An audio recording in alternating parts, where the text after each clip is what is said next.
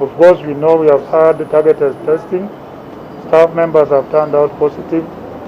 And just generally to see the measures that the hospital has put in place.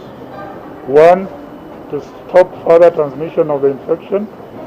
And two, to support the healthcare workers who have been affected in one way or the other during this difficult period.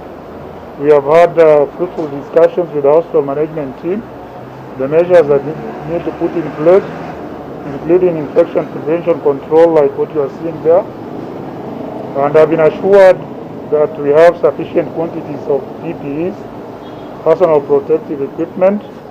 Further, we have agreed that beginning today, we'll have an isolation center dedicated for staff of the hospital at the School of Nursing for those who may not meet the criteria for home-based isolation.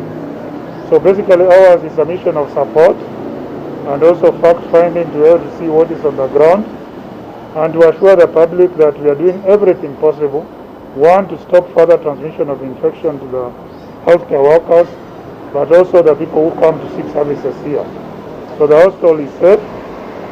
The staff who are working here are properly trained and will continue to give them support in terms of capacity building, in terms of proper gear, in terms of infection prevention control measures to ensure that as they work, they are not only safe when they are offering the services, but they also offer safe services to members of the public. So going forward, there's a remaining batch of about 100 staff members to be tested. Out of the 290 who are tested, 41 turned positive. All these 41 have been on home-based isolation. 2 actually have been discharged from home-based isolation care. And the remaining 39 are doing well. Nobody has gone to hospital for care. And we are hopeful that they'll be able to pull through without developing any symptoms of COVID.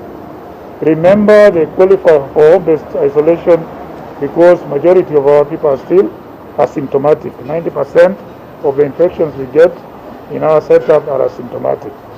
Therefore, that gives us a very good platform to be able to implement home-based care interventions. And also because home-based care is 9 times cheaper than institutional care. So we support the healthcare workers who are afflicted, but we also going to work very closely with Nairobi Metropolitan Services to ensure that the facility in the School of Nursing is immediately put to use.